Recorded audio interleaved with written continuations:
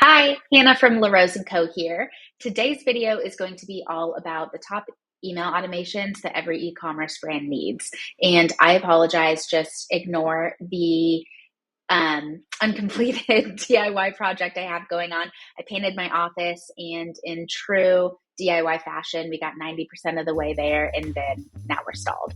I just can't bring myself to paint the trim. It feels very painful. So ignore that.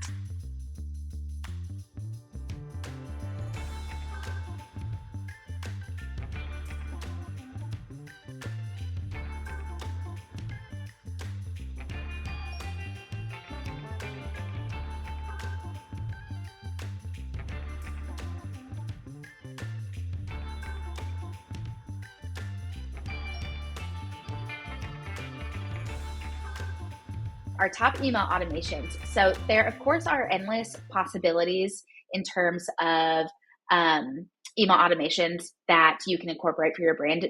And really depending on all of the nuances of your brand, what programs you have set up, whether you have a loyalty program, for example, if you're subscription based, all of those things will depend on the full customer journey and automations that you really should have set up for your particular business. But the six that we're going to talk about today are generally best practices in terms of a great place to start for all e-commerce brands. So when we're auditing a client's account, these are the ones at the very least we want to make sure that they have set up.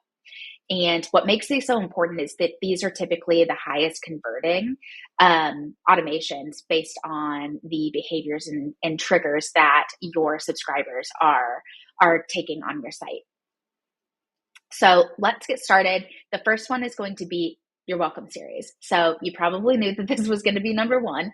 The biggest thing that we see when it comes to welcome series when we are auditing clients' accounts is that they don't have them split correctly in terms of their customers. So we can't just have a general welcome series, and I mean, you can, but it's not a best practice, and just filter everyone into it, because we have different subsets of customers. We have pre-purchase customers, customers that aren't yet customers. They're just browsing, they're signing up for your list, maybe because they want a coupon to use when they are ready to make a purchase, or they are just doing a little bit of research and they want to see your content, but they haven't fully bought in yet.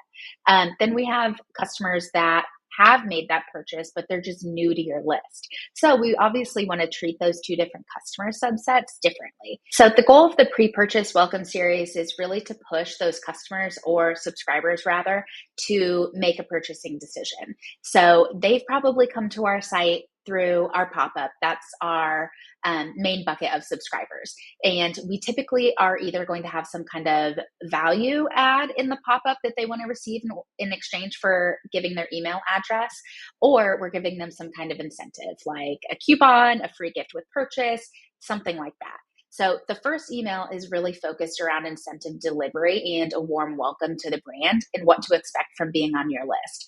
And then we have filters set up in the flow, and I'll show you here what that looks like inside of Klaviyo and the split that you would create to make this one flow, but have two different paths for your pre-purchase and your post-purchase customers. So the goal of the pre-purchase series, again, really just to push those subscribers to make a purchasing decision.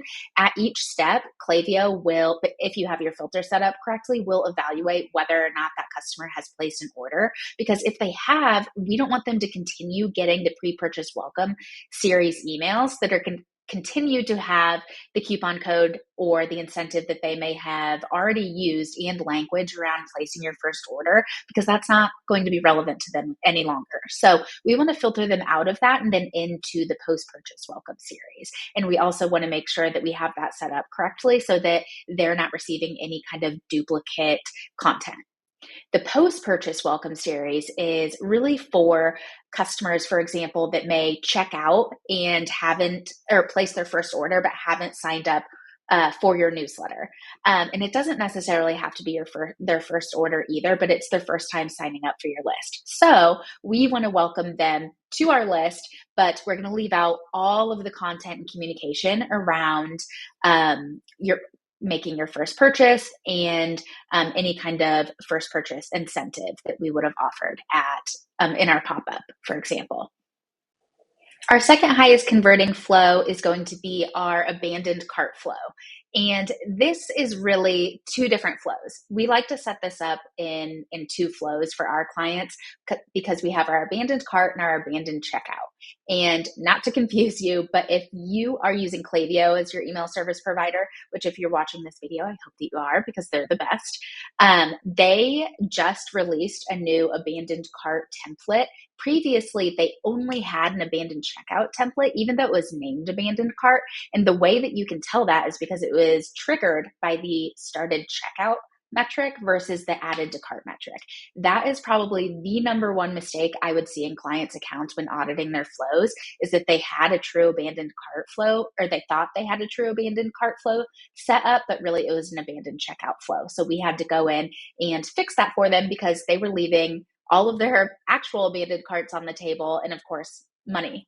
So you want to make sure that you have both. They are triggered by two different metrics, and the way that the dynamic sections in the actual emails are set up and pulls through is slightly different. So you want to make sure that you have those set up. Those typically look anywhere between 1 to 3 emails, depending on how aggressive you want to be with your abandoned cart series.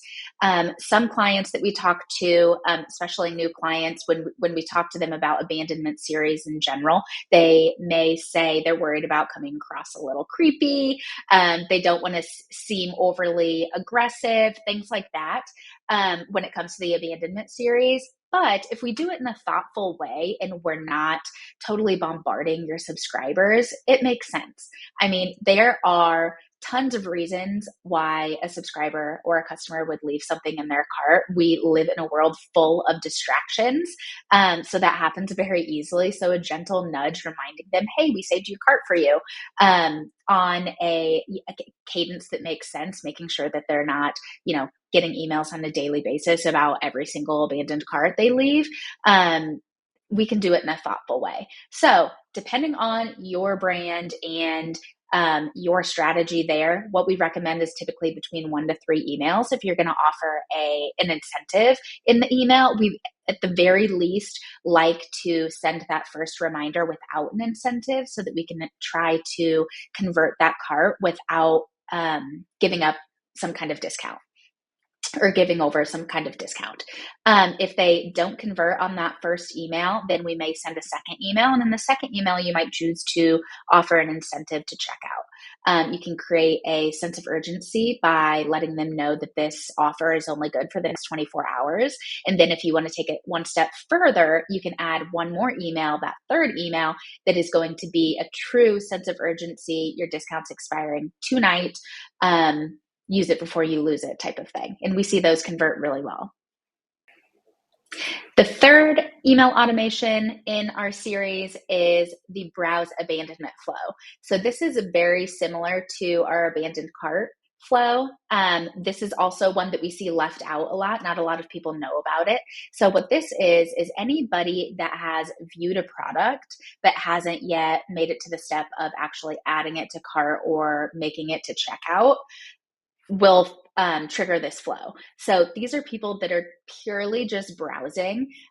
For some reason, they haven't added it to cart. So it's not going to convert as high as an abandoned cart or an abandoned checkout would. These aren't as high intent shoppers as the abandoned cart series, for example, but they're still great shoppers. They've made it past the homepage, past the collection page. They're on your product page. Maybe they need some more information. Again, maybe they got distracted. Maybe they really do need an incentive to kind of push them to purchase, especially if it's the first time that they're browsing your site. So what we want to do here is give them a reminder of what they were browsing. So these are dynamic campaigns, just like the abandoned cart and abandoned checkout flow. And what we can do is include a lot of trust building elements in these campaigns. So reviews for the particular item that they were browsing. And if you're using Klaviyo reviews, you can import those dynamically as well. So they will actually see relevant reviews based on the dynamic product in cart that they were actually browsing, which is pretty cool. So any kind of trust building elements, reviews, UGC, anything like that is really going to help build trust and try and get them to add to cart and purchase. And then again, we can kind of have the same strategy as our abandoned cart. If you want to offer an incentive, you certainly can. Some brands choose to go ahead and offer up the incentive in the first email here because it is a little bit less of a high intent subscriber than the abandoned cart series, for example. I also want to note, especially for these abandonment series, the browse abandonment, cart, and checkout, since this would be, somebody that actually places an order or might make it all the way to checkout, you might be thinking to yourself, okay, well, how do I really not annoy my subscribers by making them trigger all three of these flows and getting inundated with campaigns? So this is really where, making sure that you're working with somebody if you're not setting it up yourself, or making sure that you're doing your due diligence in terms of setting up the correct flow filters, and that you really have a good look at your overall customer journey to make sure that you're not delivering 3 campaigns or triggering multiple flows on the same day and totally annoying your subscribers. That's when you're going to start to see a big spike in unsubscribe rates and spam rates, and we all know that that's not good.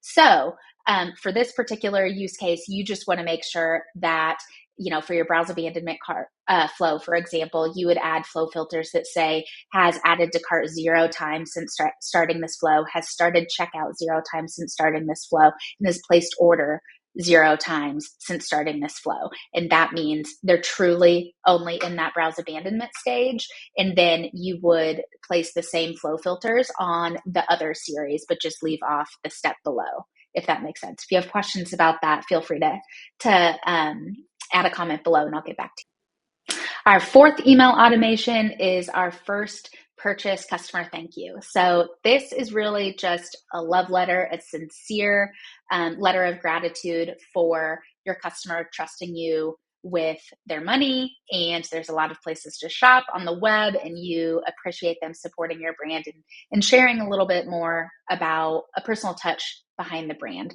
So we see letters from the founder, that format work really well for this type of email, but this is very short and sweet, definitely focused on brand building. We're not focused on conversion here. Obviously the subscriber has already converted. So we're just trying to create goodwill and truly give them a good experience so that they can feel good about shopping with your brand. The 5th flow in our series is going to be our Winback Flow. And this is important because it's our first step to re-engage customers that we've identified that may be lapsing and kind of teetering on the brink of becoming unengaged. So these are customers that typically haven't placed an order with around the time of your average time of reorder. So that's something that you definitely want to know when setting this up. So if you're a skincare brand, for example, and you know that customers typically reorder every 30 days, or maybe it's 60 days that your products last them before they come back and need a refill, we're typically going to use that to know when we need to trigger these win-back campaigns.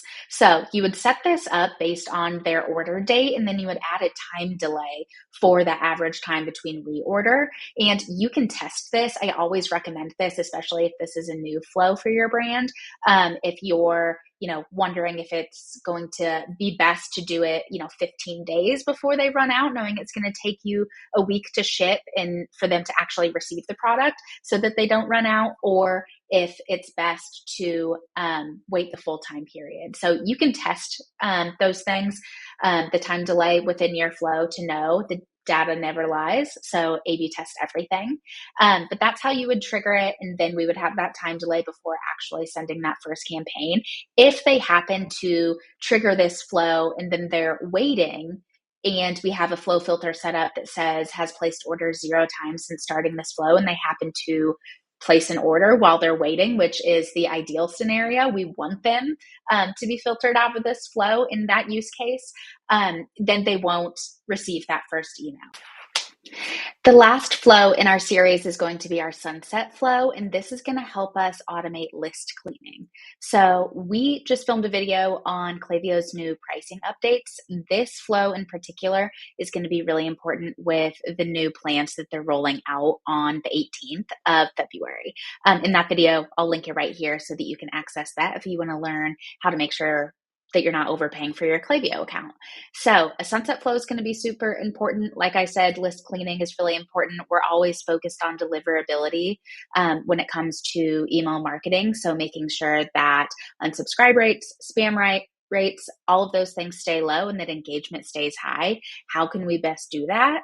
We can make sure that we have a quality versus quantity focus when it comes to our subscribers. So in order to set this up, I'm not going to go too deep. I'll just give you the high level overview. There will be other videos on our channel on how to set up and kind of the depths of each of these flows. This is just meant to be a high level overview to make sure that you understand what each of these flows are and to know which ones are important to have inside of your retention strategy. But a high level overview of how the sunset flow works is it's going to be triggered by a segment, an unengaged segment, and how you define that is going to be different for each brand. So we obviously want this to be full of only subscribers or profiles that aren't engaging with our emails over a period of time. And we want to make sure that we've given them enough of an opportunity to engage with our emails, meaning we've sent them enough emails on a regular cadence to have given them the opportunity to engage before we just mark them as unengaged. Once we define what that looks like for our brand, we build out that segment and then use that segment to trigger the sunset flow. The sunset flow then is going to have campaigns with language like, hey, we only want to send you content that you want to receive, and we notice you haven't been engaging with our emails. Do you still want to be on our list? And then give them a clear action to take to let you know whether or not yes, I do still want to be on your list, or no, I don't. So that can look like a couple of buttons. One button says, yes, please keep me on your list. And the other one says, no, I want to unsubscribe. And then it takes them to the unsubscribe or manage preferences page. Also, a good best practice is to build out your manage preferences page so that you can give them alternative options, because maybe they are a subscriber that doesn't necessarily want to unsubscribe, but maybe they don't want to receive the regular cadence of emails that they're used to receiving from your brand, hence them not really engaging. So give them the opportunity to tell you what they want. The second email in the Sunset series is going to be the last ditch effort. Okay, if you don't engage with this, we're just going to remove you from the list. If they still don't engage with that second email, what you're going to do is you're going to set up a profile property that says unengaged equals true, and then create another segment based on the definition of the profile property that you just set up, and create that. We name it unengaged equals true just to keep things simple. And then on a regular cadence, we're going in and checking that segment for clients to know which profiles are truly unengaged and need to be suppressed. So there you have it. Those are our top email flows that we recommend every e-commerce brand has set up. I hope that you found this helpful. If you did, we would love it if you subscribed. We're dropping Klaviyo updates, email marketing tips, and best practices weekly. So we'd love you to join us. Also, we have a customer journey freebie. So if you love the content of this video and would like more information in terms of how to set up each trigger, sending cadence, the content of each email inside of these flows, I'm going to link it below. You can download that for free. It's a free resource that we've created for you guys. Thanks.